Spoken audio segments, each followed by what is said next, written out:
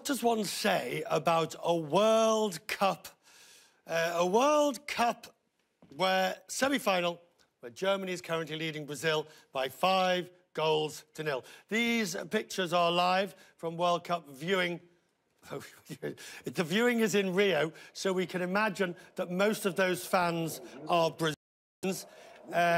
It looks more like a wake and a mourning, except for sort of almost, it also looks like it's raining. Alex Thomas is with us in Rio. Alex, can you remember a semi-final at this point where one team is 5-0 up? No, Richard. I've been broadcasting sport for more than 20 years. I have never, ever, ever seen anything like what we've witnessed at Belo Horizonte in the first of these two World Cup semi-finals. Awake is exactly the right word to describe the mood of Brazil right now.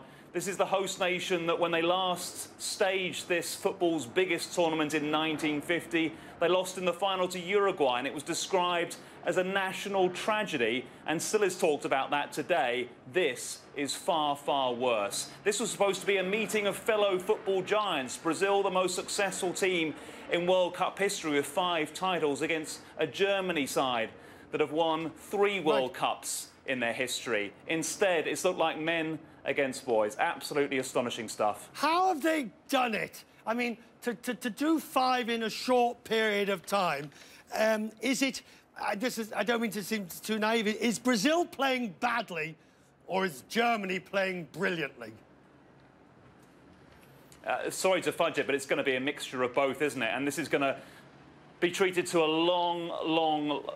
so much analysis is going to come in on this. And let's just set a bit of the background in that Brazil went into this game without their 2 best players. Their captain, Thiago Silva, who's a defender, which might explain why Germany's attackers have torn them to shreds, and also their best creative player, Neymar, one of the 3 big poster boys at this World Cup, along with Argentina's Lionel Messi and Portugal's Cristiano Ronaldo. There was so much emotion going into this game. Win it for Neymar. He had a broken bone in his back from the last game. He's out of the tournament.